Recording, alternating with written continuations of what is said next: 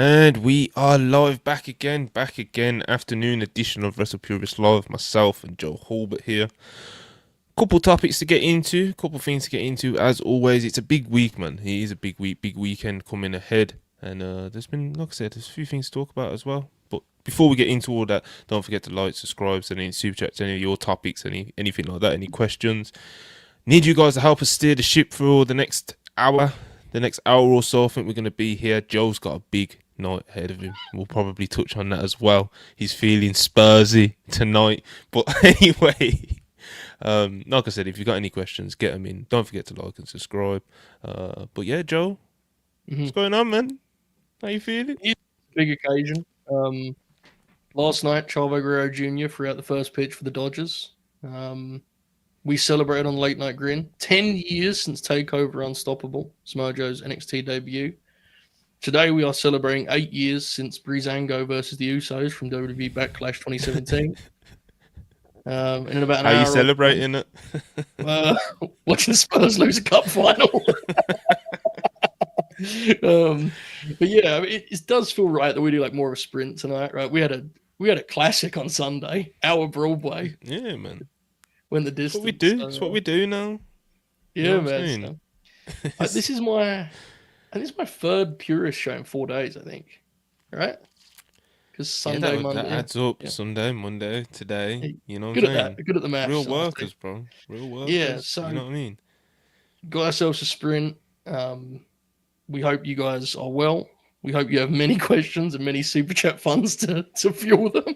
And we're gonna hang out for a bit and talk graphs. Yeah, man, just kind of hanging out a little bit. There's a few, like I said, there's been a couple news things. News, whatever you want to call them, you know, scoops. Joe loves the scoop. I do, yeah. He does, he loves them scoops, can't get enough of them. Anyway, let's just dive straight in. You see it in the thumbnail, see it in the title. NXT Europe, is it finally happening? So, the latest report would be PW Insider's probably the most kind of like easiest to kind of sum it up. WWE has been putting a lot of attention into international recruitment in recent weeks. There has been talk internally that they are lining things up to finally launch NXT Europe later in the year. I'm still skeptical. I'm skeptical. It's like we talked about the other day with Triple H, like. But I think more so, actually, because there's not really any culture of it being a national operation. It's like, it's just such a waste of time. Quite frankly, it's just, and I'll believe when I see it. I think it's just kind of a way they get guys on paper, to be honest with you. That's my honest feeling on it. I think they just sign people with this sort of, we're going to do NXT Europe. Maybe I'm wrong. Maybe in 6 months they'll be doing weekly NXT Europe shows, whatever that means. I just don't see there's a million problems with it, I think. Yeah, I don't see the demand. I don't see the model, Like, is it going to be just part of what you get on Netflix? If so, what?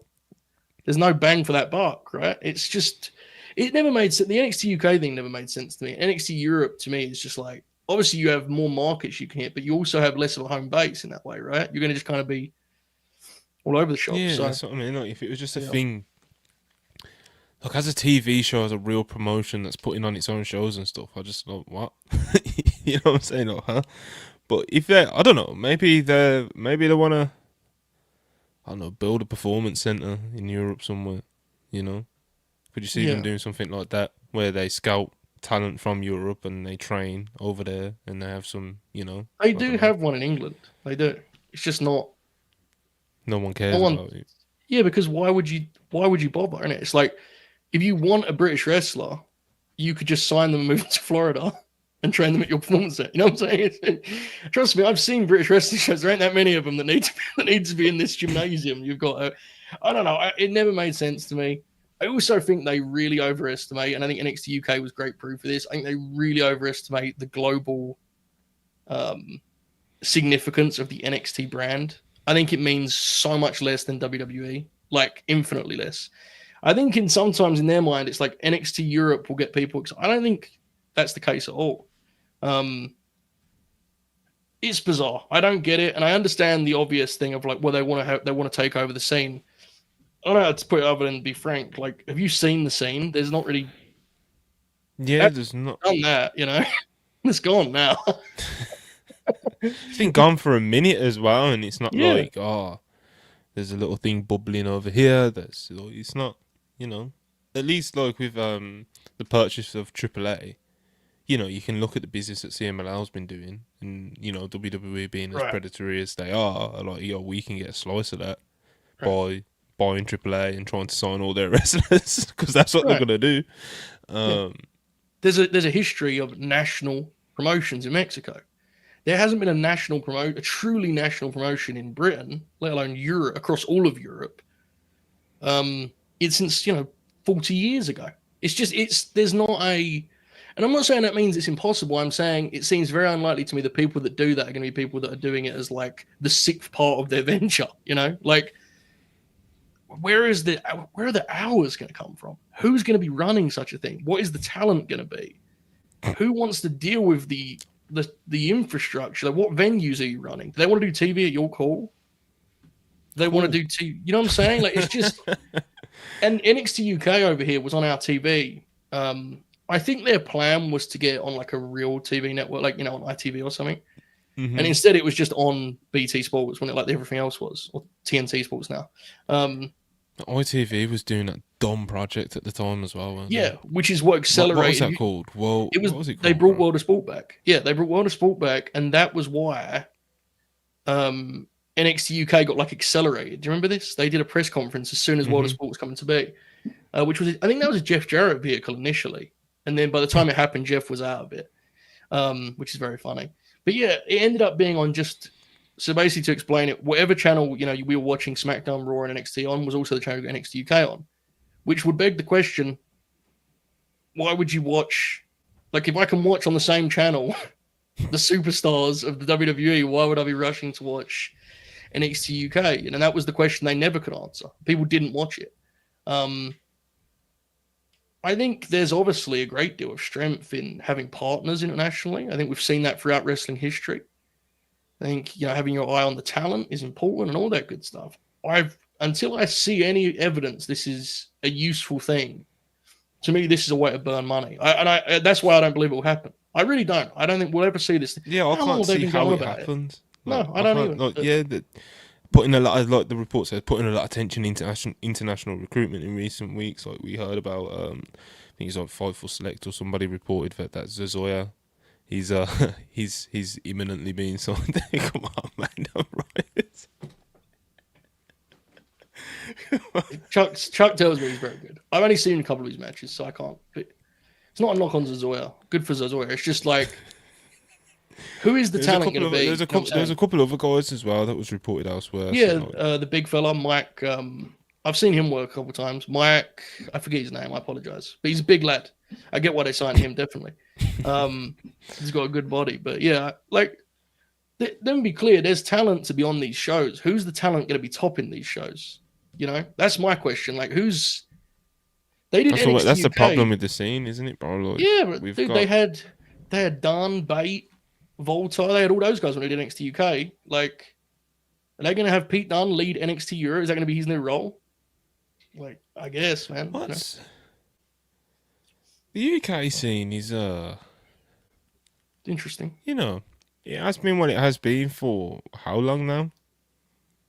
Well, AEW's been around for what, 5-6 years or longer than that. 6 years. Probably about 6-7 years. Yeah, by the end of the 2010s, it was. Yeah, it wasn't a thing where it's like, AEW ruined the Indies. It wasn't that, but yeah. It was definitely. No, you're just using that as a timeline. Yeah, of course. I get what you mean. Yeah. But it was like about a year or so before the emergence of AEW. Yeah, so because this is a country that loves the graps, bro. For sure. Yep. It's just that there's just been a serious lack of even an emerging drawing top, like someone that you can put on top of these like indie shows, you know what I mean? Whether it's Rev Pro, Progress, or whatever, And it's like, they've tried to do like the Mokaloku thing, For me, I don't think that's caught on. Like, he hasn't really gripped the country, Right. I do, but I mean, I'm not a big Oku fan, but I do think Rev Pro have done admirably with the pieces at their disposal. Yeah. Really well, and they've rebuilt immensely. Because at one point, I remember looking at those cards and thinking, like, I don't know how they're going to get back on selling out York Hall and stuff. I went to some of those York Hall shows, no one was there. No one's dramatic. You know, I mean, it was a very thin house, and then they rebuilt it. Like, they do good houses again there. The biggest difference is less the live crowds and more the. I think there's a difference in how much kind of the wrestling world's eyeballs are on the stuff. You know, like in the mid 2010s, a little bit beyond that. I think the world kind of watched those British wrestling shows, Rev Progress or Rev Pro, and was like, "Wow, there's so much talent. It's so hot." People were looking everywhere just to feel something, bro. You know, right? And you had ICW, so yeah, it was different, and it's just. So here's the thing: I'm actually a big believer in a national promotion here in Britain. I think you could do it. That's kind of where I was going. Right, you could definitely do it. I just think I can't see a world in which that's done as just like one arm of a promotion. Like, I just don't. To me, that's not the appeal of it. You know. Mm-hmm. It would need to be something that's more distinctly British, or again, this is going to be Europe, which to me muddies the waters even more. It's like what we need, kind of like what Scott's trying to do with Maple Leaf. Yeah, to happen. Like, we need like a multi-millionaire to just come in and just be like, "Yo, I can make these cards happen," you know. Right. Because like Joe said, Rev Pro, they are doing good with the resources that they have and the pieces that they have over the past few years to not literally die, you know, because like, that could have feasibly happened. I think, you know, Progress are backed by. You know, they are pretty well financially backed from what I understand, you know. They are. So, yeah. I don't know how much money they're making, but yeah. Yeah, you know what I mean? Like, they're not going to fully die, but it's not like they're gripping the nation either, you know. No. But yeah, it would be ideal if, like I said, if a multi-millionaire got in that really, you know, has the experiences like somebody like a Scott is trying to do in Canada, because that's exactly what he's trying to do, you know. He's trying to start a Canadian national promotion, you know. Whether he'll succeed or not, you know, I think it's a lot harder to do Canada than it would be the UK. But obviously, he's going to do Canada because that's, you know, he's Canadian, you know what I mean? Obviously. But talent's easier though, right? It's like shorter, you know. It's like it's a shorter trip, isn't it? You know, it's the international talent nowadays is not what it was 10 years ago. And that's not anyone's fault. You know, when I went to, I've said this before, but I went to Rev Pro shows when they were partners with New Japan. I mean, they are partners with New Japan, but New Japan was at a lower level then, you know. I went to Rev Pro shows that had 500 people and had Liger on the card, Shinsuke, Tanahashi, Okada, all on the same card, 500 people in Reading, you know, like, it's a different game, isn't it? Now? It's just, you can't, like, I remember seeing Roddy Strong just wrestle on like a Rev Pro show because he was the guy who was doing, he could just take dates back then. Now, don't get me wrong, AEW guys can take dates, but the way that the schedule is with Collision, you're not going to, like, guys don't really take as many dates like that where you're out of the country for a weekend, right? It's kind of, you got a TV contract, you're going to do the TV.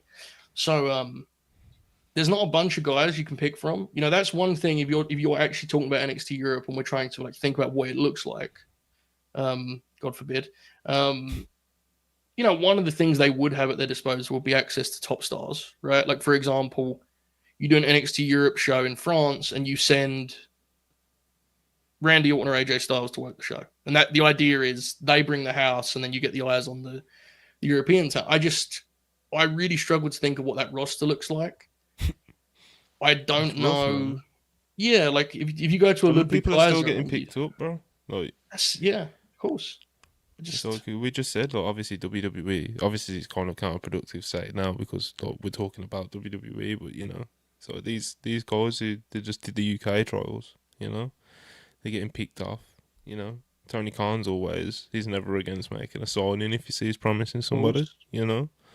So you know, Luke Jacobs is also rumoured, and it's like he's somebody who's, I guess, like, regardless of I have not seen enough of Luke Jacobs to form like a full-on proper breakdown of what I think of him as a wrestler or anything, you know. But you know, you do hear a lot of noise about him over the past couple of years. He is very highly regarded in the UK scene, but it's like he's going to get picked off as well, you know. It's like it seemed like AEW was flirting with the idea of picking off Oku last year, you know. and that I still think that may happen one day. You know, so who's out there? It's like even the imports. It's like Aussie Open, bro. Aussie Open were putting in work on the UK Indies. Do you know? Yeah, what I they mean? were constant. It's like I don't know, man. It's it's just not a. I mean, there are talented guys. I guess the challenging part is the truly talented. Well, the other thing is the truly talented guys. Like, if they want to make that jump, they probably want to go to WWE. They don't want to do the same venues with an NXT t-shirt on. It's like, it's, you know, say you're Michael Oku and you have an offer. I don't know what Michael Oku's situation. I have no idea, because there was reports he was signed and that was like 8 months ago. I have no idea, you know. But like, say he has an offer from both, and it's, I can go and make the trip to the States and do the TV star thing, or I can just do the exact same schedule as an NXT Europe star. It's just it's a strange thing, isn't it? It's not. I don't think. I mean, people dream of going on WrestleMania. They don't dream of doing NXT Europe takeover. You know, the developmental system's so tiered as well in WWE in the US as it is. They've got Evolve. They've got LFG. They've got Evolve. They've got NXT. They've got the main roster. You know. Yeah. So it's like, it's like, can you really make another level under that? And it's like, if you're gonna, like you said, it would have to be a really, really raw roster, you know, that aren't in the phase of your career that you were just talking about, where it's like, yo, I want to get a WWE contract, I want to get an actual NXT contract, fuck, even an Evolve contract. Do you know what I mean? The people who are just like jumping up and down for the opportunities, you know what I mean? Almost like NIL type athletes, you know. And just do the thing where you try, like, then you face with the problem of like, how the fuck do you draw houses with that, you know? Right. It's like, you just have to send Randy, like you were just saying, send Randy or somebody, and just hope you can sell a few hundred tickets. You know what I'm saying? It's fucking so weird, man. I just don't. Wouldn't you be better to just pick out the 2 British wrestlers you want and fly them to the States and sign them? Like, it never made sense to me back in the day, and when I saw it in execution, it made less sense, because it felt like such a sort of like just careless project in the NXT UK. It's like, we'll just do this over here and it'll be fine. Like, bizarre, totally bizarre. It's truly amazing that they were able to catch the lightning in the bottle for the takeovers. They did deliver big on those takeover shows. Yeah. So you know, then just having Gunther in that phase of his career where he was like, you know, I'm okay in Europe, you know, I'm alright over here. It's just. Yeah, like Gunther's debut, you know, it's like Pete Dunne. Don't get me wrong, like Pete Dunne and Tyler Bate, like, they were doing their thing over there. You know, they have very highly regarded matches, even they still hold up to this day. Do you know what I mean? But when Gunther landed at that takeover, was it Blackpool? I don't know. Which one was it? I can't remember. I think Blackpool. It was. Yeah. I think it was Blackpool. Yeah, bro, like the aura. Yo, there were some great matches, definitely under the brand. It's just it never had much of a footing, did it? Like, as a thing. I know the whole thing. The pandemic ruined it. It's like, it wasn't exactly, you know. Trust me, I live here in the United Kingdom. People weren't walking down the streets chanting for Tyler Bate on a Saturday afternoon. It wasn't a great cultural hit. It only ever felt like it had any sort of noise around it when there was takeovers. Yeah. And maybe that could be the model. Do you know what I mean? Where it's like, you just do a quarterly show, you know, in the UK, and you showcase a bunch of raw talent that you've been training in the European PC, you know, and you try and send some guys over that can help you draw a decent house. And you just do NXT Europe takeover, France, with fucking, I don't know, whoever, like, you know what I mean? You know what I mean? You do kind of like a, I don't know. You could, like, I don't know, maybe do like a Worlds Collide. Yeah, you know. My question to that would be, and I know you don't have an answer to this, but it's the only question I can respond. Why? Why bother? It's, you know what I'm saying? It's like, I agree with everything you're saying. Sounds the same way, dude. But it's like, for what? For what reason? It's like, well, then they'd take over the scene. What scene? It's You know, They're it's gonna like buy stealing my your wallet, call. bro. Yeah. It's like stealing my wallet. There's no money in my wallet. You ain't stealing anything. You're stealing the fucking lever. Again, maybe I'm fucking way off, dude. Maybe they're going to send Ludwig Kaiser over to be the top heel when they're going to be doing stadiums in Europe. Maybe I'm wrong. I don't know. I've been wrong before. To me, this is just like, and I'm not trying to bury the British wrestling scene because Monty knows, I try and go to shows when I can. And I think Rev Pro has done a great job. So I'm not trying to like bury the scene. What I'm getting at is we do have to be realistic about like what it looks like. This is not some market that's like, just chomping at the bit and there's so much talent you can pick from. It's not that. That's changed. It's a different landscape. So who your talents get? We just talked about some of the names. These are not. There's some good talent in there. Thousands of tickets. Right, exactly. Mate. Do you know what I mean? And even what they do draw at Rev Pro is based off like Rev Pro, like you said, they've done such a good job of kind of like just establishing themselves as like a they're a real promotion, aren't they? Yeah, so people just will go to a Rev Pro show, you know, like they've got themselves to that point, you know. So it's like if they did put a couple thousand people or 1,000 people or something like that in a York Hall, you know, it's because it's a Rev Pro show. It's not because of fucking, and no offense to these guys, but it's not because of like a Luke Jacobs or a Zazaya or a Michael Oku, you know. It might be an accumulation of that, you know, but it's like Rev Pro, the brand, is doing a lot of the lifting, you know. So, I don't know, Joe. I don't know. I could see guys you'd fill out the card with. I can see even veterans that I could imagine them talking into coming in as like kind of player coaches, you know. Like I could see, this is pure speculation, but like Wolf, you know, Insanity back in the day, and Damo, those guys work Europe. I could see them being used as like familiar faces. I can fill out a card. What your main event is the question, and then the bigger question, which I asked you, and I didn't expect you to have an answer because you can't. It's like, why bother? It's just, you know, why not like book SmackDown this week or something, you know? But that's that's the honest truth is. It's just. There's so much less thought put into making stuff good, and there's just more thought put into making stuff, isn't there? Really, if we're being honest, that's what it is now. It's like, let's do this over here, let's buy this, that, there. You know, we'll do it. And it's like, why don't you just try and make, you know, SmackDown good for a couple of weeks in a row or something? You know, baby steps. Yeah, so like, it's not even like, you're gonna make loads of money doing this. You gotta burn money. They lose money considerably. It's not even you can be like, these greedy corporate pigs. It's just like, bro, they're just going to piss a bunch of money away for basically no reason. Well, it will be for no reason. Dude. And hopefully some guys get paid off it, you know. But like, that'll probably be the only benefit that comes of this, you know. Yeah, dude. Good luck to the boys. Like, I'm not, you know, good on them. I just, you're NXT right. Europe. NXT Europe Birmingham. VIP meet and greet with fucking Pete Dunne. Yeah, coming back as the big heroic star. I don't know. Clearly I don't get it. Maybe I'm missing some brilliant tactic or ploy, but we'll see what it looks like. We need to get Nick Khan on Wrestle Purist Live, man. We don't, but I understand pick his brain, you know. Yeah. So have you seen Zazua wrestle, Nick? Tell us about it, you know, that kind of deal.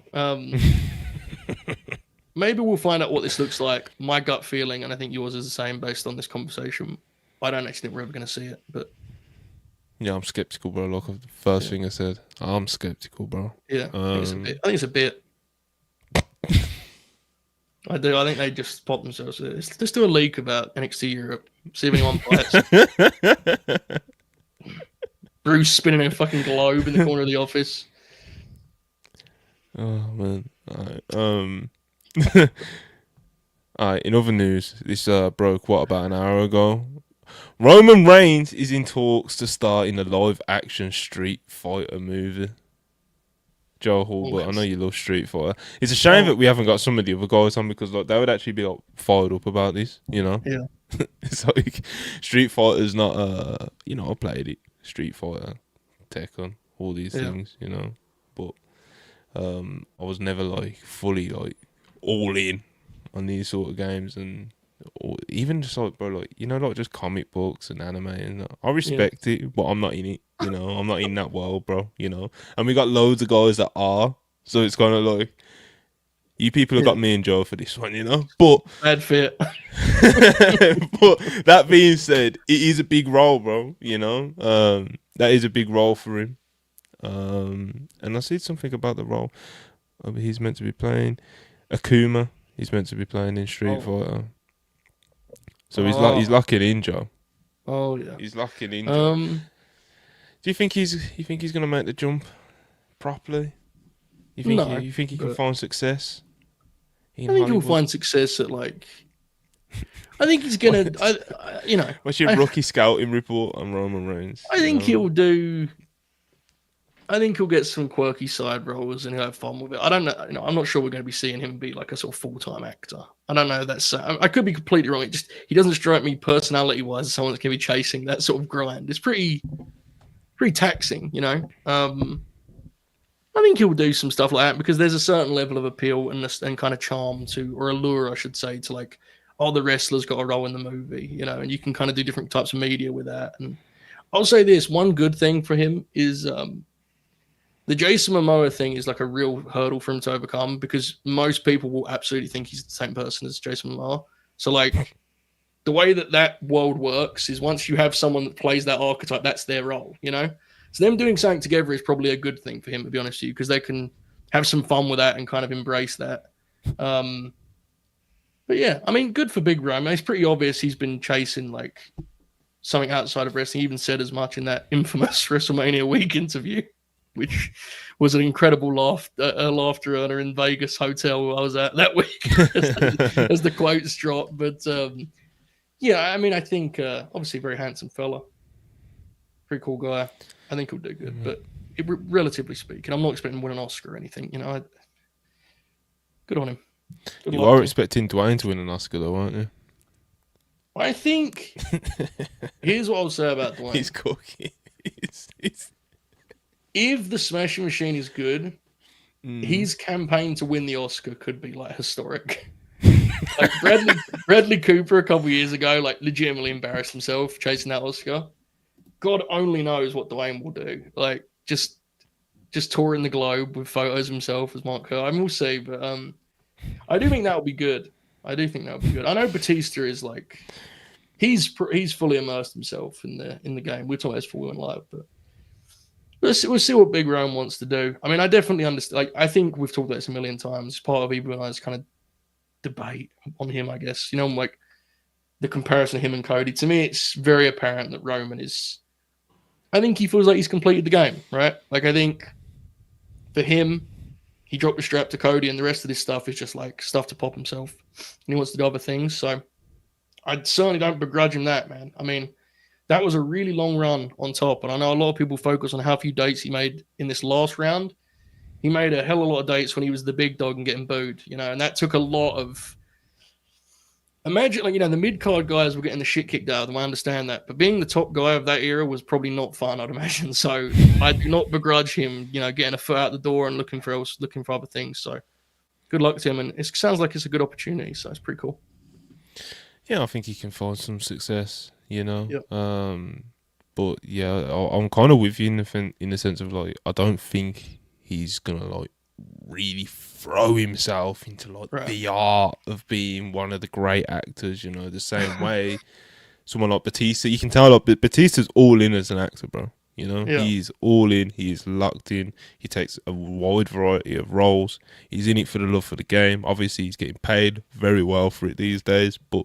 He loves this shit, bro. It's very different. And that's not to say these other guys don't love doing what they do. Do you know what I mean? But like I said, I think there's more of a artistic drive for somebody like Batista compared to even John Cena, Dwayne, and obviously we'll see how things play out with Roman. You know, and obviously Liv Morgan just got a pretty big role as well. I think she could catch fire in Hollywood, and we'll see how she kind of like takes to it. But we'll see how it goes. You know what I mean? Obviously there was that. It almost felt like an industry plant PR report about like Liv Morgan crushed her role according to sources on the set. I hope that that's absolutely true, and I actually don't even doubt it because I think Liv's awesome, and she's the sort of person that strikes with someone that will throw herself into any opportunity that comes her way. So like, shout out to Liv. The way that was covered was, you kind of, it's hard not to kind of have a bat signal response to it. I mean, Mike Johnson's got a lot of sources. I don't know if he's got that kind of intel unless it's coming directly from the people surrounding Liv. So we'll see. She also wasn't filming it very long, wasn't it? Wasn't she gone for like 2 weeks? I mean, I don't know if she's. But Liv's whole career, like what she's got to this point, is tremendous. Full respect and full props, because if you'd have told me 7 years ago that Liv Morgan was going to have this career, I'd have been very, very surprised. It's pretty awesome. So good for Liv. Yeah, man, she's someone who, like Big Dog Roma. She's putting those hours, bro. She's putting those bumps, because like you said, a few years ago when she was in Riot Squad Liv, she's always had like an enthusiasm for the game, and like when you're watching her develop over those years, bro, like you would see like she'd try and do a cool high spot. I don't know. She watched a couple PWG matches and would try and do something new. Like she would always be like she was one of those, Yeah. And obviously more so in recent years, seeing her win like Money in the Bank and then the World Championship, she's developed further and further and further. And I think she's got to a really good place as a wrestler now. Then obviously she's a huge star as well, and she does have some Hollywood appeal. You know what I mean? She's got great live show charisma. She's yeah, man. She's she's cool. I'm with you. I think she can chisel out a little space outside of wrestling for herself. Hopefully. The thing that surprised about Liv was the heel turn being such a big. She always struck me as a babyface, so when she turned heel, I was initially I thought she's really struggling. I think she was struggling for a minute, but it really got her personality going. And then like when I saw her in Vegas, she worked she did Mania and then they did the rematch on Raw. It's like she's just so confident. You can feel it. Yeah, man. Like, when that's good. And I think she's so confident, in fact, that I think made Raquel a lot better just by being with Raquel. Because my thing on Raquel is I think she's like the opposite, where I think she doubts everything she's doing too much. And I don't know this. I've never spoke to Raquel, and I know shit. I'm just what I see. I think Raquel is actually a lot better than she realizes she is. And sometimes she just has to but it's hard when you're not wrestling a lot, right? When you're wrestling just once every couple of weeks. Like when I watched Raquel live, it really stood out. It's like everything's kind of starter steps, but she's capable. Yeah, she's struggled to find a real rhythm and confidence and momentum on the main roster, because I still don't think she's reached her.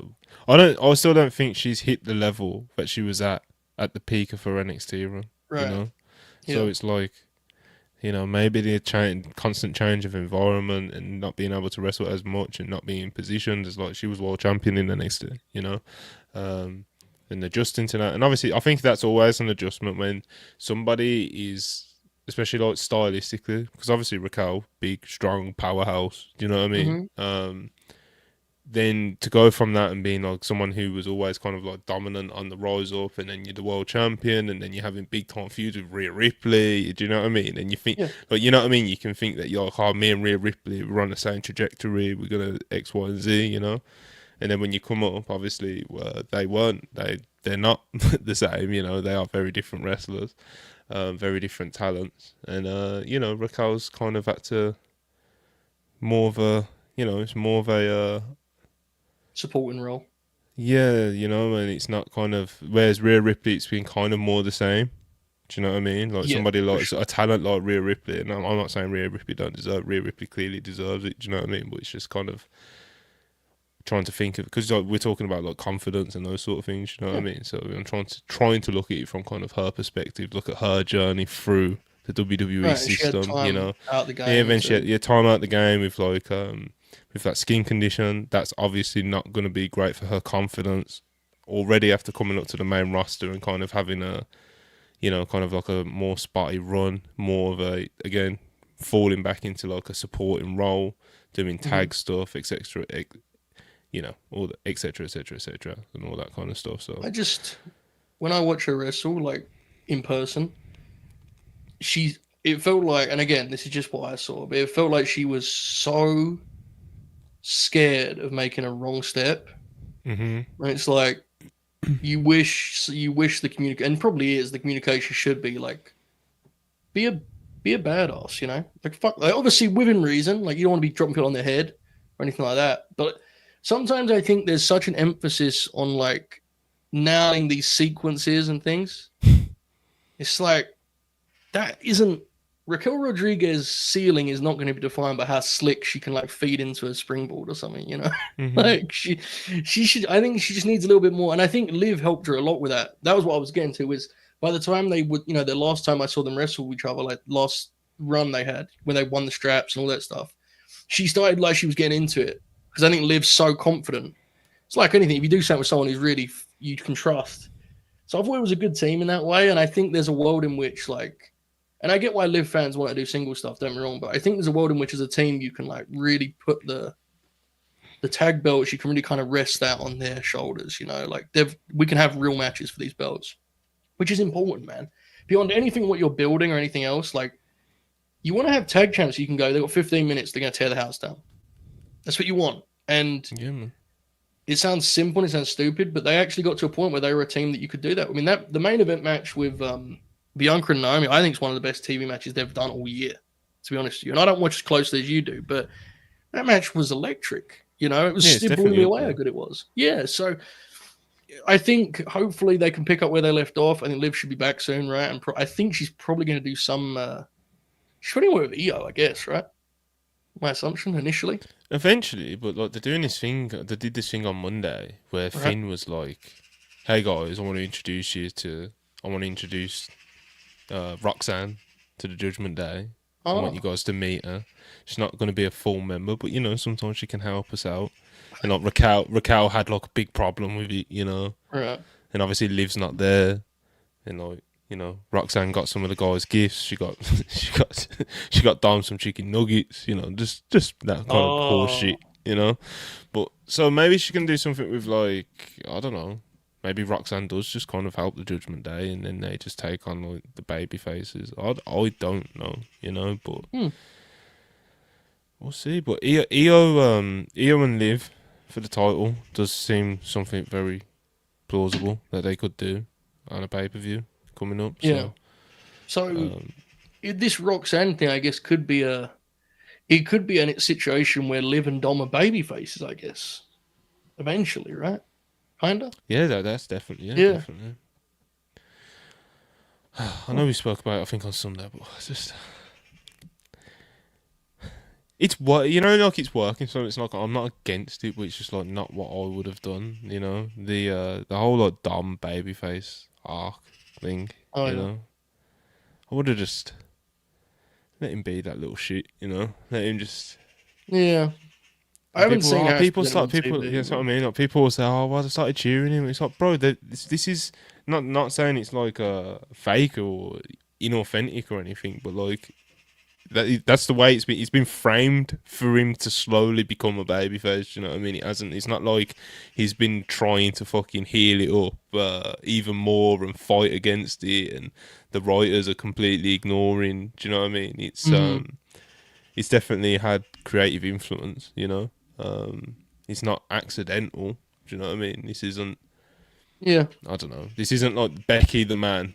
You know what I mean? Like it's not that. It's just I don't disagree with what you're saying, but it kind of has to be the direction if he's working with Finn eventually, right? Because like. And why? That's my thing. It's like why does he have to work Finn eventually? Oh, like, why are we doing? That's my point. Like why are we doing all of this? Like, no, I agree with that. Yeah, I just meant like. If they're going to do that program, Finn will be the heel, surely, right? Is what I meant. But yeah, I know. Yeah, that's what they're doing. This is what I'm saying. Like that's the story that they're telling. You know what I mean? Like Again, like I'm not saying that people don't actually like Dom and it's fake and it's English playing. Like Dom, people love Dom, bro, and you know it's been booked. If they're gonna do it, it's been booked pretty well. Do you know what I mean? Like that slowly, like people taking Dom's side over Finn. blah blah blah blah blah blah blah. And now Finn will definitely be cemented as the heel going into the feud. But it's just that like conceptually, it's just not. I wouldn't have even took that first step in the first place. You know what I mean? I mean, if they're gonna do that, it has to be like that's the end of the Judgment Day. You can't then do like Finn's actual Judgment Day where he gets a new, Roxanne comes in, whoever. You can't. I mean, good lord, that would be overkill. That would be, I think, a dangerous kind of play. So you'd have to do a fresh start. It's probably about time, right? You look to do that. I mean, I like seeing Colito on the telly because it's funny, but there's not really much. I don't know how much mileage there is in him and JD McDonough as the sort of supporting acts of a faction. So, well, they've just got back to a point now because JD's back again, like where they can like do all like they can have really good tag matches again. Like they just did one on Monday. Do you know what I mean with Penta and AJ? So it's like I don't know, man. But positionally, it's like, what can there be other than just like a good, like, if you get rid of Dom out of the group, then like Liv, you'd assume soon follows. It's like, oof. It's time to go. Yeah, I mean, yeah, you could just do Finn and JD as a tag if you want to. Like, I know some people would be disappointed by that, but to me, it's like I don't think Finn would care, and at this point in his career, it'd probably pop him. So maybe you do something like that, but yeah, I don't know. I mean, that's definitely an angle for Roxanne to kind of sink her teeth into. That's indeed where they're headed. But she seems to be off to a good start. I know that she won the qualifier gimmick, right? So the Money in the Bank so far is Rhea, Alexa, and her. So she's the favorite, I think, currently. Naomi, I think, may eventually take that spot when she's added. But right now, of the 3 women in, I think it's got to be Roxanne's the favorite. So. Yeah, I think they're going to try to do some fucking Mammy in the Bank at some point. Can you put that past them? No, that's a good question. It just feels, I don't know, just no need really. What if Charlotte Flair helps Lexi win? I would avoid that personally.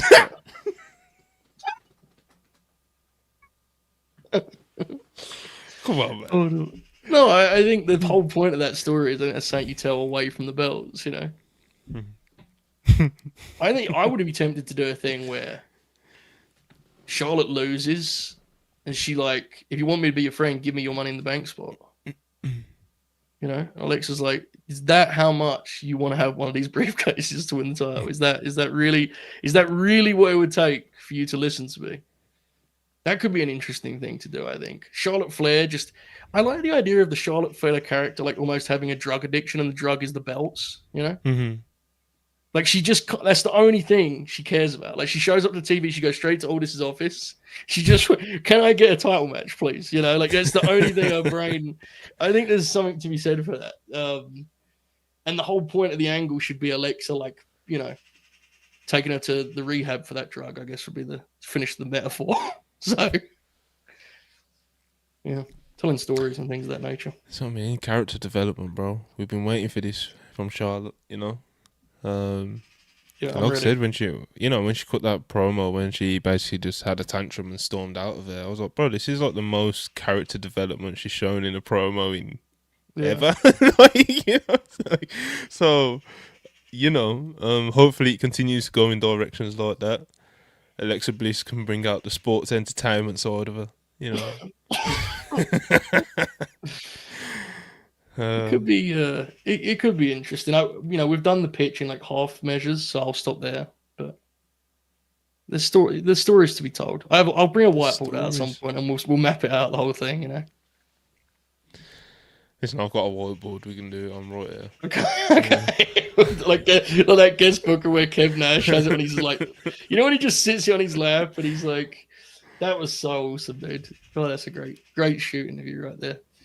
Listen, we're gonna do that, and like we'll do like a WrestlePurist draft stream one day as well.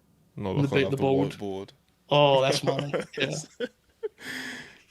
Imagine what Evu's roster would be like, bro. Imagine he was just fixed like Andrade first, Tyler Bates second, Fraxium, Bronson Reed.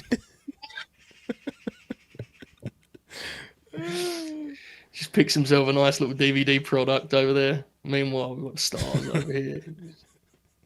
We should do that. I've wanted to do it for ages, but everyone. It's hard to get everyone on the same day, though. Schedule, But I'm working on trying to find something where we can capture those early days of Wrestle Purists again. Yeah. And I'm working on it, people. I'm not even sure if most of the rosters are aware of this. Joey's. Yeah. I'm office. I know what's going on. Head of talent relations. And I'm about as good at that job as WWE's talent relations was for that. Remember that stretch from the talent relations? She used to go play golf. God, that was awesome, dude. Just would be reports every week. This guy's contract's coming up. The fellow was, oh shit, I missed another one. Get Finn on the phone. Yeah. Oh man, wrestling, bro. That's always funny when that like it's happened with AEW as well, bro. When it's like someone's contract's coming up and you're like, wait, someone's fucked up here. Yeah, it's because like I think they're very casual with it. I think they kind of just. I mean AEW. I mean incredible that this is the casual with it in this era of wrestling. They just walk up to the grappler and they go, "We want to talk about a new contract," and the wrestler goes, "Yeah, see you next week's TV," and then they just and it goes on and on. It's it wasn't casual in 2019. However, I'm aware that when AEW formed, they were much more aggressive with the contract negotiations. WWE were back. Remember they got everyone they re-signed. Yeah, like Randy fleeced an extra $1 million out of them. Dude, Randy's one thing. I think Kurt Hawkins got like a 5-year deal out of AEW being formed, which is, I mean, there's many questions you'd ask in response to that. But the Good Brothers, obviously, famously so. I don't think Ryder re-signed. I think he was going to leave anyway. But that was a difference. So Tyler Breeze got one, and they moved him to NXT. So he just lived in Florida and did NXT TV for like a healthy amount of money for years. It was a different time, is what I'm saying. It's a different time. FTR, they attempted to sign, yes. Yeah.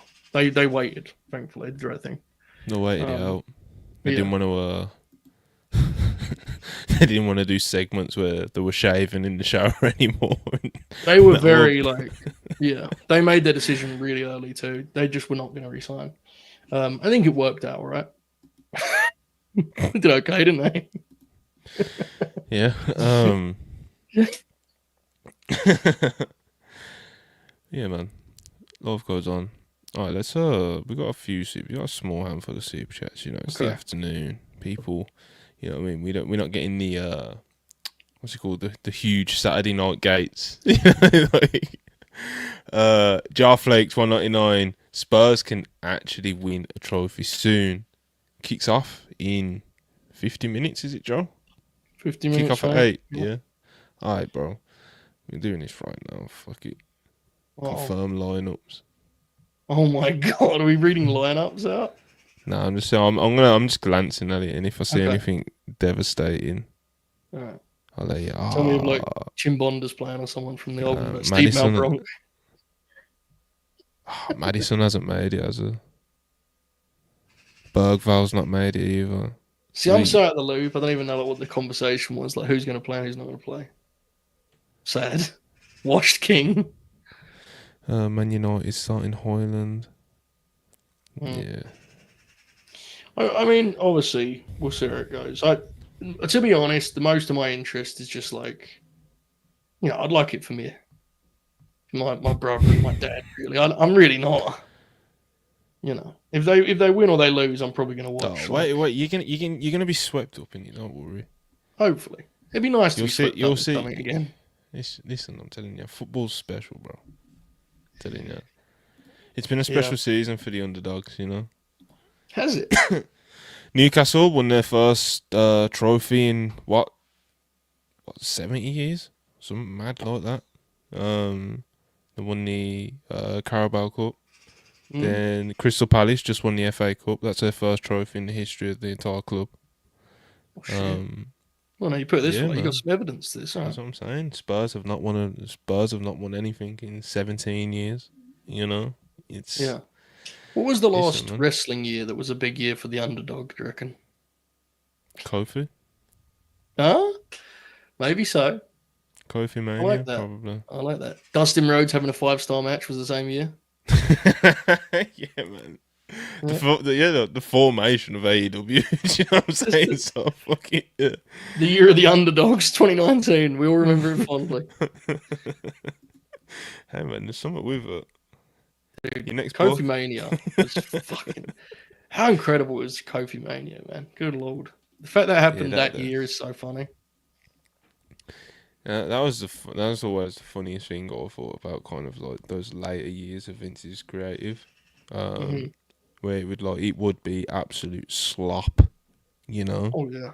But once every couple of years or something, Yeah. or once a year, he would land on something, whether that was Becky's run as the man, and you know what I mean, actually not digging his heels in and be like, no, she's a heel, like actually going with that. And there was Kofi Mania, and like going with that. Do you know what I mean? And a lot of it is just like kind of like the audience like bullying him into doing it, you know. But you know, as Booker, he still had to do it, I guess, you know. But and most yeah, like you said, bro, like it's crazy that happened that year with everything that was going on and where WWE was as a product, that they could, you know. And Brian's performance throughout that storyline was like, it's amazing, incredible. Like some of the best work of his career, I think, genuinely. What was most impressive about when he would find something that worked is he would, without fail, manage to fuck it up afterwards, which was always impressive too. Like when the Fox premiere ended with Kofi getting squashed and Cain Velasquez coming out, I remember thinking, "This is." I remember that vividly because I was like on Fightful at that time, and I think I knew we were going to start the distraction. I think soon after, like maybe not. I don't know. Maybe I made that up, but that was the same week Dynamite premiered when it was October 2019. So. I remember for about 2 years, fans were like, "Don't worry about it.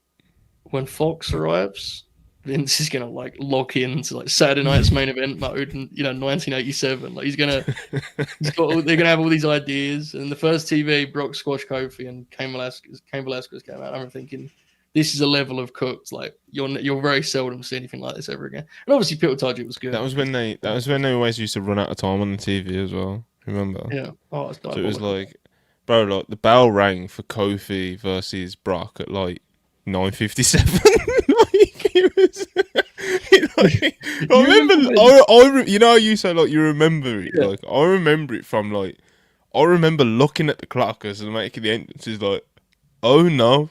Like I was like, oh fuck. Do you remember when they did a promo segment and? Like Paulie spoke for Brock and Rey Mysterio spoke for Cain, and they acted like Cain didn't speak English. Do you remember that? That was insane, dude. Oh, they did shit that, yeah. What's on? But yeah, anyway, that was a really dark time, bro. Like some of us need to. I often think about it, like me covering that stuff. I should probably talk to a professional about it. Really, shouldn't I? There's a lot I went through at the time, you know. Should just go back and look at some of those, like just look at the thumbnails and titles, some of those original distractions, like with Jeremy Lambert, like just I don't know, bro. What's Vince done now? just me sitting with a therapist talking to him about Constable Corbin, just sweating bullets. Our conversations about 50-50 booking. And then they called him Shorty G, just sitting there like. I get to the end of the session and the poor therapist goes, "So then, did everything turn out okay for Chad Gable?" And I just storm out in fear, and anger. I can't talk about it right now. Oh man, good shit, man. It wasn't the opposite. No, it's terrible. But it's good to laugh at you. Jan Theodore, $2 Canadian. Spurs and Knicks as potential champs. Game's gone. Come on, bro. You know, the thing is with Spurs winning this trophy, it's not like they're like the Europa League champions, but like, what does that like mean? You know, it's more so kind of like the implications of like, the money it'll bring in from qualifying for Champions League and blah blah blah blah blah, and just put the position it'll put them in for next season. Whereas like the Knicks would actually be like, I know they call it the world champions in the NBA, but that's what they'd actually be, Whereas like Spurs wouldn't even be champions of Europe because it's like the second European competition, for United, it's about the implications you mentioned. For us, it's really just about God, we need to win a trophy. Well, winning a real trophy, Yeah, that's it. That's exactly it. But there's I wonder if he's tweeted. Well, he hasn't. Well, of course he hasn't tweeted. There's that Spurs fan that tweeted it like in 2017. I didn't see this. What did he tweet? He tweeted in Oh, you know, I think I bookmarked it on my normal accounts. Let me just quickly glance. Yeah, it is. The 28th of May, 2017. Spurs fan. Last tweet until Spurs win either the Champions League, Premier League, Europa League, FA Cup, or League Cup. He tweeted it at like 10 to 3 in the morning as well. Like he just had enough. He's gonna have forgot his password, and at like 10:30 he's gonna be scrambling desperately to his email. It's gonna be a hell of a time. No, he changed his location to Bilbao, Spain yesterday. Oh, bless his heart. He's doing art. This guy's doing art. Man tweeted 8 years ago, you know. I've become a big bookmark, like, you know those like vintage Puro, like the wrestling accounts that post a call. This is a thing. I do this every day now. It's just a terrible trend I've got myself into. So they will tweet out clips from like a New Japan match, and I don't have time to watch it, so I bookmark it. But by the time I get to the bookmark, they've claimed the copyright. That's happened to me a lot, bro. But I never compute it's going to happen before it happens. You know what I'm saying? I never think to myself, I should just watch this now. I bookmark it, think I'm going to be able to see it later. I do not get to see it later. It's very frustrating. My bookmarks are just like Japanese wrestling clips or like Bobby Eaton, shit like that, you know? Right, this is what I'm looking for. It's a good life. Okay. So I can't remember who it was, man. I feel bad, bro. It's like somebody who's like kind of like, I don't know, like one of our followers, and he's like, you know, he's in the self-made Discord, and he's one of the guys, bro. Someone tweeted like, not tweeting until Dragon Lee wins a singles match on TV. Then after like 3 weeks, they were like, I can't do it. Like, but I genuinely think like he would still be silent, whoever this person was. A singles match, yeah, that sounds. He lost at El Grande Americano in March. Was that the match where he had the WWF logo on his trunks? At the Hydra.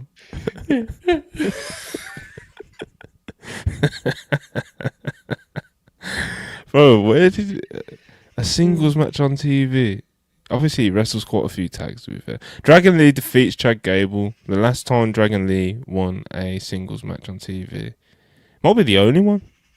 No, but no, it's not the only one. This was in early November, the 3rd of November, 2024.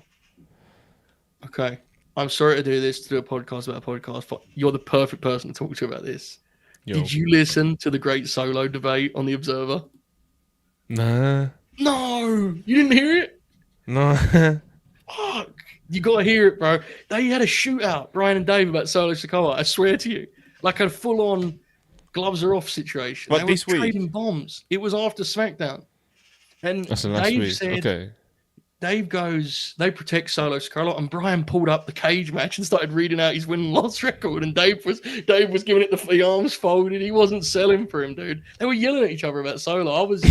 It's some of the greatest podcasting I've seen in years. It was spectacular. Spectacular. He still got his fastball, Dave. Something like that, yeah. Bro, anytime we doubt him, he'll come out. He comes up with some gold, you know. And Brian was like, I don't want to spoil it for you because you'll pop huge, but Brian talks about how no one cares about Solo, and Dave goes, when he feuded with Cody, it worked. It did business. But he was talking about it was like Hogan and the Sheik, you know, like it did business. What do you want from me? It's fucking. Hey, when he did that cage match. Hey, man. Oh, bro, tour across the globe. They took that match.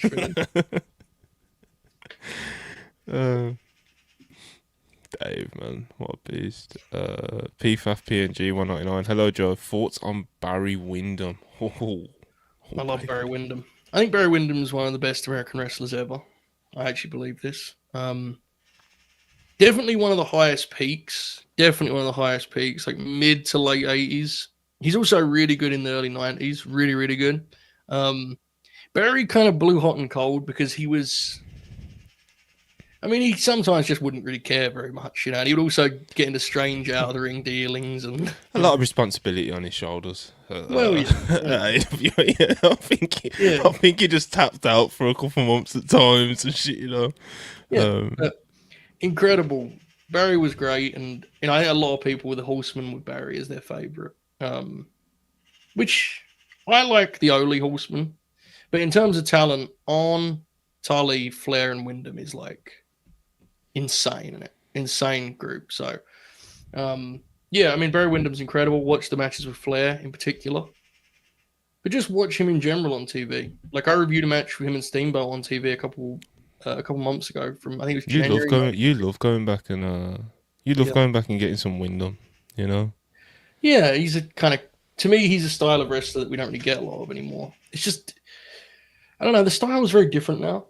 And I don't mean that as a better or worse. It's just different, and people wrestle differently. Like on Friday's Grim, we're doing we're reviewing like 8 modern matches. It's just like the style is so there's so many overlaps in the things the guys do now. Like the way you know how many guys start their matches with the running forearm thing now, where they both charge in and trade for. It's like it's so commonplace now, man. It's one of those things like once you notice it, you notice it. But there's some really good stuff, and we'll review that on Friday. But anyway, enough about that. Barry Wyndham's awesome. He looks really cool with the big gold. It's very sad when he comes back and blows his knee out because he blows his knee out against Flair, and then he comes back a year later to wrestle Flair again and blows his knee out again, which is like brutal, dude. He's big when he comes back too. Little known Barry Windham thing is when they're doing the team with Hennig in the end of the 90s, he gets like good again just to pop himself. I think he just starts having good matches again. No one notices, which is sick. Yeah, he's awesome. Yeah, he's one of the ones who's worth going to search out. You know, kind of at least get a good idea of how good he was. You know, like, seek out watch the top matches. You know, yeah, the Flair match, best tag work, and yeah, you know, so definitely a great tag worker, definitely. Yeah, big Jim Crockett Promotions. You know, I've been sent a tweet from Contrarian Alex Monty. Well, he sent it, yeah, or it's his tweet. No, he sent me a Ring of Honor tweet. Okay. Did you know Blake Christian is on an undefeated streak in Ring of Honor singles competition?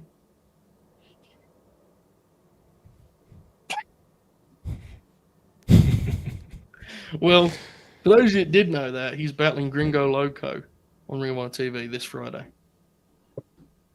I didn't get paid for that. Yeah, man. You know what I can't believe you just halted Barry Windham to. Bro, and he's undefeated. If you're in the chat, tell me if you knew he was undefeated. This is the stuff we talk. I think they mentioned it on. I think they mentioned it on Dynamite when he got fucking. Look, I'm just adding to the information, the evidence at hand. All right, the chat knows what's going on here. We talk wins and losses here, Monty. You know this. They're saying you get paid in Fight TV goals, John.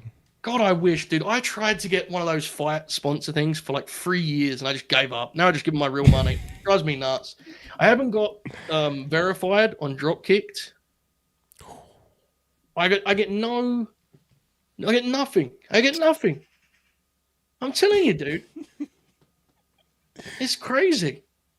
We need to get the hashtag verified Joe. Fucking.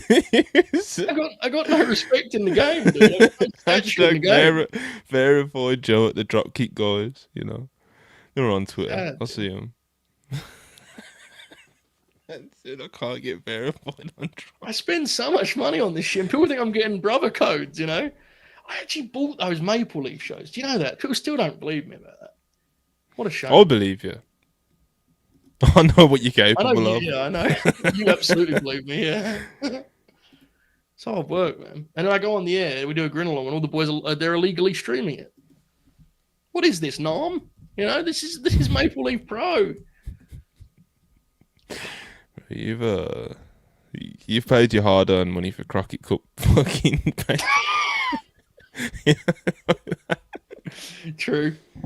Good point. Oh, them ones are messy, bro. Yeah. It's expensive. GMB is the name we decided to settle on. $1.99. What over feud will interest you more, Fatu or Braun?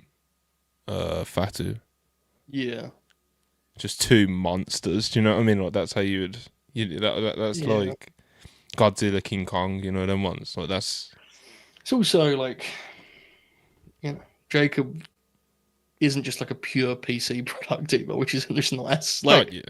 I know as much as like Braun and Oba would be fun, but it would be probably a very tightly produced like bomb fest. I think Jacob could probably, it might feel like slightly human on occasion. It'll feel more alive. Yeah, it will. Not because Bronze wouldn't, because Jacobs would feel like it. Anything could happen. I just think Jacob's a better worker. It's not. I think Bronze awesome. I don't think that's like an insult to him. But I think Jacob's like a really gifted pro wrestler. Really, really gifted. So. Killian Funlon, $4.99. Michael Cole broke a record getting a sponsorship off right before Kofi lost to Brock. Man. That's a sweet display pic gimmick there for Killian. Have you ever seen that interview, the Eddie shoot he does when he's outside? I've seen clips of it. Yeah. I've seen clips of it. Awesome, dude. Like, he's chilled out. He's just talking graps. It's just so. Is that the one when he talks about like what it means to be a champion and that as well? It's I like think to so. give you the belt. There's two reasons why There's two reasons why a company will put a belt on you. And he starts talking about that. Maybe. I haven't watched it in a bit. I know he talks about Low-Key because it was uploaded to YouTube this week, a clip, and it has like Eddie Guerrero shoots on, and it's a picture of Low-Key, and I was like, oh, and I was reminded of it. He likes Low-Key. That's just the way they got the thumbnail. But because Low-Key, the story goes that like when he got out of WWF, he went and worked Key in India, and Key like wanted to have like a New Japan junior heavyweight match with him and just lit him up with chops and shit, and Eddie thought it was fun. So pretty cool. But yeah, it was a really great interview. That's 184, 199. Is Hangman's current look a homage to Magnum TA? What do you think, Joe? Yeah, if you want. Yeah, he's got a moustache. And... yeah, no, I see. I get what you meant. Yeah, sorry, I was talking about the hair. The moustache, yeah. Yeah, maybe. It's hard to know. He might just like a mustachio. I don't know. I know that. Yeah, Magnum it's not. Yeah, it's not like out there enough to be like, oh, he's trying to be Magnum or trying to pay homage to Magnum. I know Magnum is. He said some of the boys like wanted him to talk to Hangman because they feel like there's a crossover there. There's parallels there. So it might be. They're very different in many, many ways. But like I think I definitely get the raw idea of them as sort of just good looking baby faces. I mean, I say they're very different because Magnum's career, I don't want to understate what Magnum was because Magnum was great, but he didn't really develop into the kind of worker that he may have if he had another 5 years as an active wrestler, where he could have become the NWA champion. And like Hangman's obviously a very polished pro wrestler at this point. He's had Hangman's been in main events now for 5-6 years. So it's hard for my brain to compute, but the look may be an homage. I have no idea. No clue. Pretty cool if it is. Pretty cool if it's not. It's a moustache. Yeah.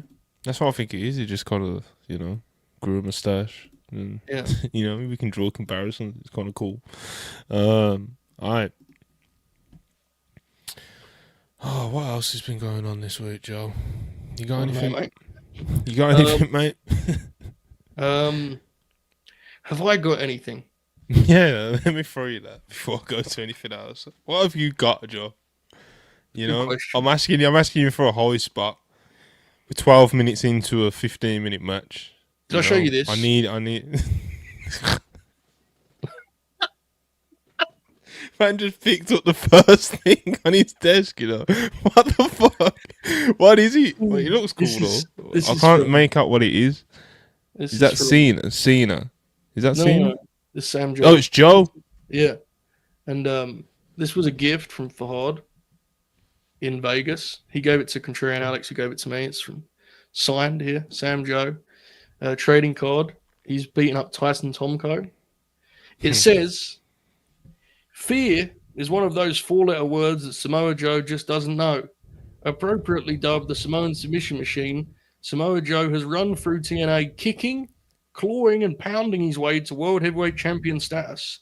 He has had legendary battles against AJ Styles, Christopher Daniels, Scott Steiner, and Kurt Angle. Samoa Joe backs down from no one as the fans always yell, Joe's going to kill you. There it is. Um, yeah, so I got that. Do you want anything else? I appreciate you, man. Yeah, I just downloaded the complete years of 1996 and 1997 World Wrestling Federation. By downloaded, I mean legally acquired. Got those.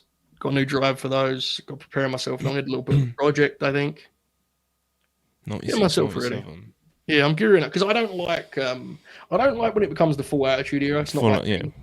But Yeah, when they're I getting know. ready for it, it's good stuff. That's, to me, that's like the best WWF stuff. That period before. Bret Austin. Yeah, that's my source because my taste. I'm not really sitting there watching the Attitude Era in my free time. I got I downloaded again. I legally acquired lots of AWA, which I was looking at. I kind of want to reassess the AWA now that I'm an older man, have more polish in my What game. have you got from AWA? Some of the Might be some TV in the overlap. later years, and I Might be think a some couple of the overlap. big specials. Yeah, I think I got the TV in 85, 86, I want to say. I think it's the Rockers stuff. I have to have a look. But yeah, that I've stuff. just got a bunch of random shit when it comes to Yeah, because I don't think AWA. they ever complete. They don't never upload full stuff to the network, did that? I think just random episodes. I think. Yeah, there was a few like Wrestle Rock. Yeah.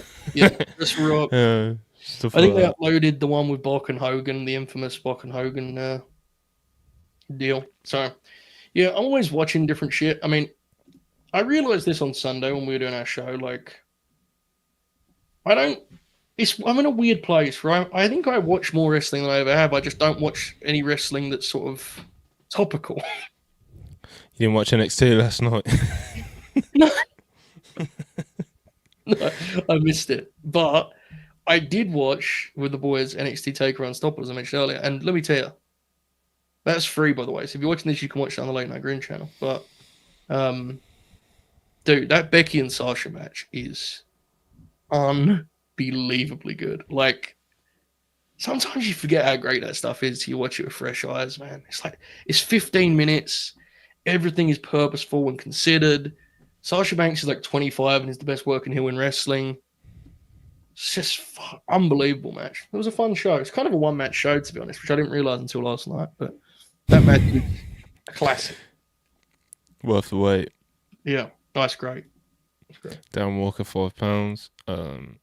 Appreciate it. Do you guys agree a lack of female heels in AEW? Athena and Red Velvet should be brought up. Red Velvet, who has improved so much in the last 12 months. Yeah, I hear good things about Red Velvet, and I've been wondering for a few months now, where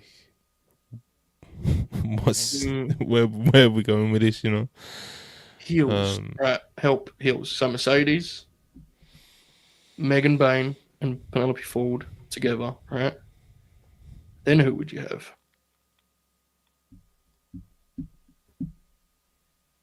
Mariah May. Right, yeah. I guess they are babyface heavy, right? Because then on the babyface side, you've got Marina Shafir. Yeah. Shayna Baszler. Yeah, I think it's very obvious that you probably should turn someone, right? It's probably the play. I assume they're going to turn Thunder Rosa at some point. Then, yeah, that's my guess. But based on this conversation, Darren's onto something, really. I probably asked the wrong people. He probably should just sort of messaged it to himself and said, I reckon they're short on heels. Why don't they call it Red Velvet? He seems to have the right idea. I don't know what to do with Athena. I've lost. Yeah, I don't know. I don't know, man. But yeah, I think it would make sense. You could get interesting with her this year. Maybe so. Maybe. Killian Funland 199. How y'all feel about Ricky Sainz's run so far? Inoffensive, but not very inspired. Well, it was kind of offensive at the start, to be honest, because they had him in there with fucking Ridge Island off the bat, bro. But yeah, inoffensive, but not very inspired. He's just kind of there. He's won the North American title, very much kind of as expected. You know what I mean? It was just kind of okay, he's got the title now, and he'll have some nice defenses, and we'll see innit. But I think the thing is with Starks, Saints, I did that on the Wrestle Purist page yesterday. Yeah. It's hard, isn't it? So I struggle to adjust from Ricky Starks. I find it really hard, really difficult. But yeah, man, Ricky Sterling, I think he's a really talented guy. I think they could and should probably be doing quite a bit more with him. You know, like if he's gonna be a North American champion, then that needs to be like he could have came in and won the world title. Let's be honest. Do you know what I mean? Ethan Page did. Do you know what I Yeah. mean? Ethan Page did. But obviously, I can understand. You got Obafemi as your champ. Do you know what I mean? Would I have had Ricky Saints come in immediately and beat Obafemi? Absolutely not. So you do this. But the thing is that you got to frame this like it's like almost like as important, you know. Yeah. But I think he's just kind of having a very inoffensive, uninspired North American Championship reign. Obviously, it feels like a match with Sean Legacy. He's going to be coming up soon, and he's kind of like he's fresh, he's exciting, he's a dynamic worker. He can move in the crowd takes to his matches. So that could be somewhat cool, and but it's like there isn't really anything. If you're a big fan of him and you wanted him to come in and make like a huge splash and have huge influence on their products and stuff, it's like you're still waiting to get your teeth into something. So Yeah. we'll see how it goes. He got to a point in AEW where it's like the NXT thing was always kind of a necessary evil. I viewed more as like in the sense that you knew they were going to have him do NXT, you just knew it. But realistically, it weren't really. It was never of much interest what he did in NXT to me. Like he had a real run in AEW. Did he wrestled like CM Punk and Bryan Danielson? You know, it was hard to get excited about him working with a lot of those guys. Exactly. His match with Shawn Spears was legitimately good, really over delivered. But it's still like you're not going to be, running down the street in excitement in preparation for the Shawn Spears match. So it's just, I don't know. I think, to be honest, I think there was a lot of reasons to just make him a main roster guy, but I guess they need bodies for NXT. I guess. I don't know. Like, in some ways, it's more interesting to me. The guys they're bringing back, like Malachi and Rusev, in some ways, it would be more interesting to me to flip those. Because, like, those guys would have felt like bigger deals to me in NXT because they're bigger stars than NXT. Whereas Ricky, it's like, fuck, I just want to see him do something on the main show, But I understand why that's not the case. Yeah. It's like I said, it's hard for me, seeing what I've seen of Ricky Stark so far in AEW and even like a little bit of NWA power, Yeah, it's like if he's gonna be, my thing was like if he's gonna be in NXT, he needs to be like basically like 1A or 1B in NXT. Like he needs to be the man in NXT, right. And the environment in NXT isn't really for him to be able to do that unless you kind of go bold with it. Do you know what I mean? Because obviously they've got like the Javon project, which is a big thing at the moment. Yeah, and obviously Obafemi, you know what I mean? He's not somebody you're just gonna take the title off, So I don't know, man. I don't know. Maybe there could have been some sense in not even debuting him yet. He could have easily been saved as like a post-Mania main roster guy, easily. Yeah, I do think they're always. Everyone gets debuted at the soonest opportunity. Like even the guys that they signed is like as soon as after like Malachi and Rusev. Do you know what I mean? As soon as Mania's over, it's like boom, they're on TV. It's like, what is Rusev really doing, bro? Do you know what I'm saying? Like that's why I'm like, I'm sure he wouldn't have wanted to. But that's why I mentioned the flipping them. Is like, there's a part of me that imagine if Rusev attacked Obafemi on NXT TV, you'd be like, sounds kind of weird and interesting. You know what I'm saying? Like, rather than him, Rusev just slotting back in as like the 15th guy on Raw, it's just, I don't know. To me, that isn't really a great deal of interest, but obviously they're taking their time, and I'm sure they're going to have some sort of big match from Rusev eventually. Right now, he's just dealing with the Alpha Academy guys, right? Yeah, I'm not sure. I think there's going to be a challenge with like how many bodies and how much TV time. The roster's also strange in that it's increasingly top heavy, and like there's a bunch of guys they want to feature and protect, and then there's a big drop off to guys they can beat. Big drop off. And I think as a result of that, you kind of have guys stuck in place a little bit, which is why you look at like a guy like an LA Knight, they have to beat like a drum because they don't have guys to beat. They're on TV, So even like Carmelo Hayes. Yeah, exactly. Yeah, perfect example. So, it's a weird time in that sense, in the way that it feels like the book feels about its own talent, in the sense of like, You know, it's like, why are we protecting all these people? That's what I've always said this. I remember, Joe, you'll probably remember conversations that we've had like about like AEW a few years ago, where it was just like it felt like we're just protecting people for protecting sake. Do you know what I mean? Like there's certain people and there's certain times in certain periods of your year as a wrestling promotion where, of course, you have to protect somebody. Do you know what I mean? Of course, and it's usually very obvious why. But sometimes people, and I think a lot more so in more recent years. I guess it's because of there being two companies, and it's very easy for talent to feel like they want better or they don't want to do jobs and blah blah blah blah blah. And it's got a little bit more political in that sense, you know. But it just feels like, yeah, people are just protected for like no reason, bro. Do you know what I mean? And it's just like, oh well, they're a star, and it's like, yeah, Right. you know, if their Yeah. I star mean, lives and dies on them fucking doing a job once in once in a while, then it's like, how real of a thing is this, really? You know? that And was it's like, why I didn't like. You know when it was Mania week and people were talking about who can be the Randy's opponent? And it was like, it can't be Rusev or Malachi. Like, they can't lose. And I was thinking, like, can't they? Like, it's Randy Orton, isn't it? Like, why not? yeah, it's a fan perception's crazy as well. It's like, so bro, That's what I think. Kai were losing the other day, bro.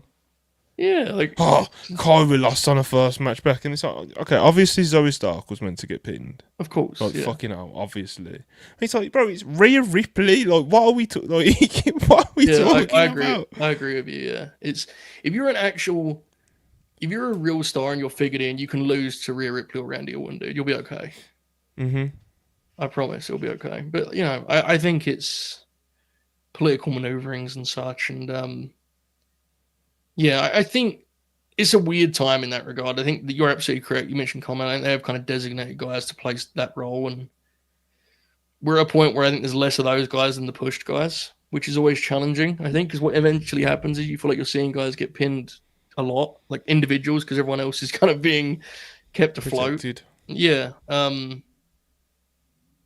Like, I mean, you mentioned Mello. I said LA Knight. There's other names, obviously, elsewhere. That's just that's like the SmackDown Hill and Babyface names that come to mind.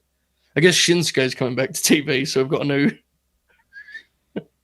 new role player unlocked for the Blue brand.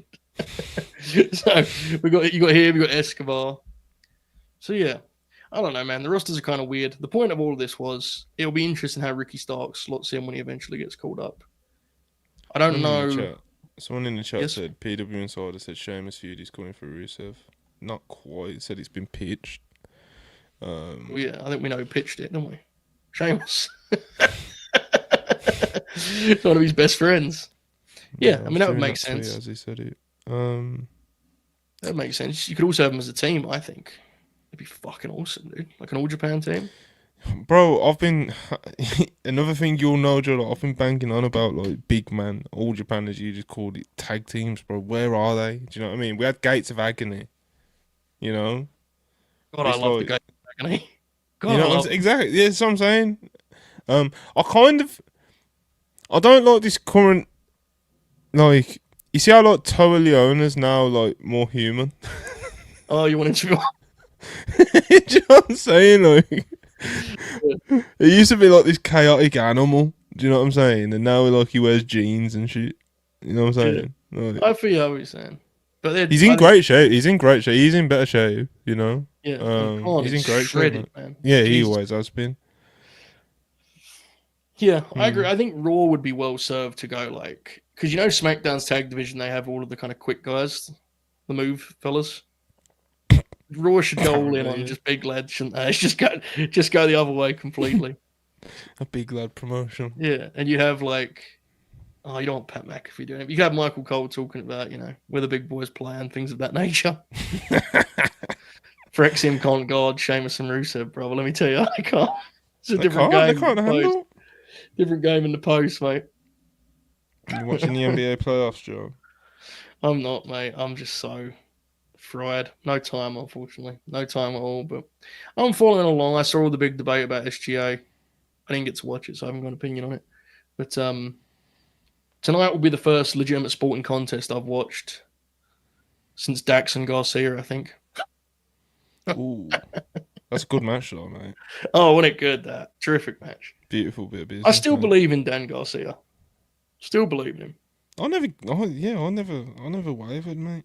He's a terrific wrestler, dude. Wrestling fans are just, bro. Wrestling fans and even our pals, bro. Like, we're so unforgiving. We're so like harsh, bro. Like, a wrestler having a string of bad matches or matches that not even bad matches, but like even if they don't match the level that you expect or want them to hit, it's like those 3 or 4 matches over that couple of month period can really like make people think that like that's it now. Do you know what I mean? Because like wrestling, the way wrestling moves so fast but also slow at the same time, Yeah.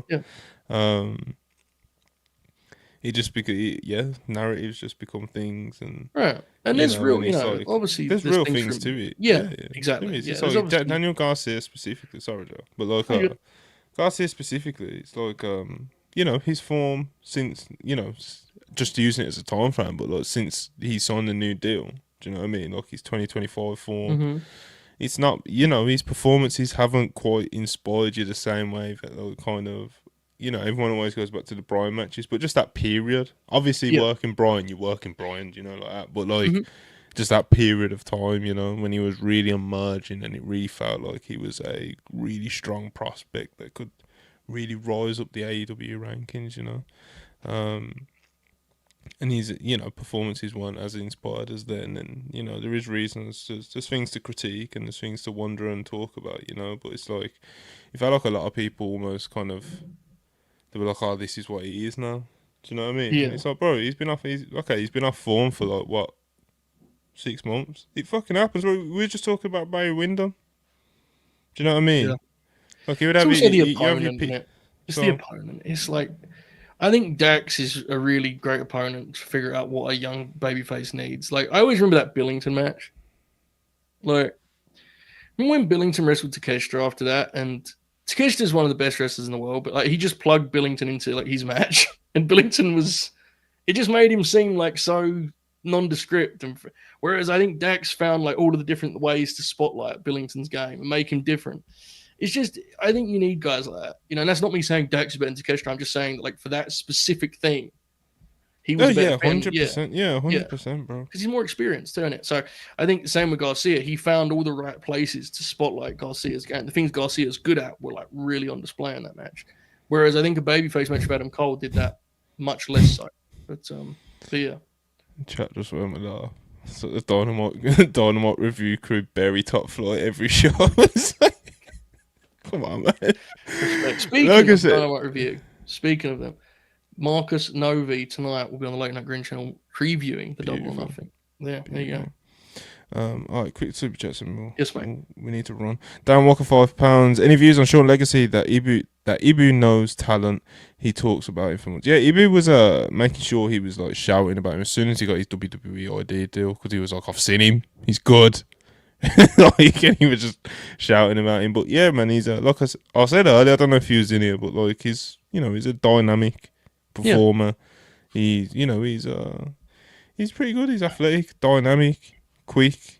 All those kind of things that people love about modern wrestlers. I think he's fitting in, and he's made great impressions thus far. I think it was the Battle Royal. He looked great in that. He looked good last night.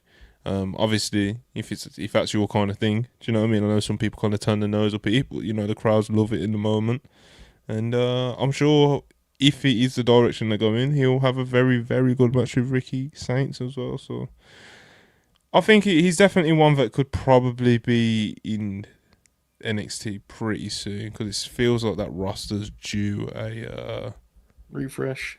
Yeah, kind of like a big reshuffling, like people moving on to the main roster. Maybe when they do the main roster draft or something, or maybe they just call people up, But it does feel like that's gonna happen some point, And then there's the Evolve crew, like people like Sean Legacy, that could be mixed in straight into the, into the higher end of the NXT roster. So, there's things moving. There's some new faces, especially with the women as well, man. I think they could. That's a whole conversation which we don't have time for. But Killian Funlon 199. How would y'all book Darby beating Mox? I'll just get it over and done with, mate. I think If you're doing it in October, you're probably gonna have to I'll do do two it matches. tonight. I think unfortunately you're gonna have to do two of them. But he's gonna come back and beat Claudio first. So you probably do, yeah.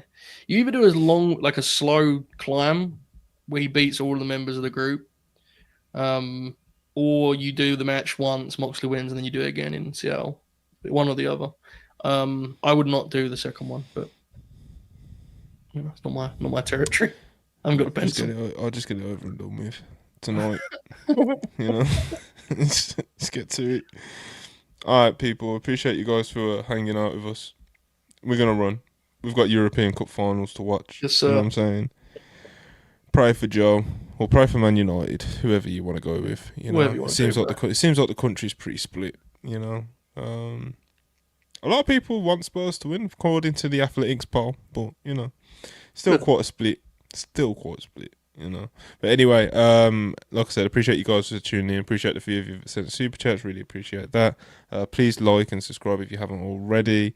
Please get those likes up. Run those likes up because I forgot to do the stupid polls that I do in the live chat. that help. That remind everyone to like videos of you. 169, 65. They're dropping out, Joe. we're wrapping up. Like the video. Like the video, subscribe, leave comments and stuff like that. And we will see you. What day does it say? It's Wednesday. We'll see you tomorrow for the AEW Dynamite review. Joe just did the plug for the pre-Dynamite show with Novi and Marks on LNG. So, yeah, man. Peace.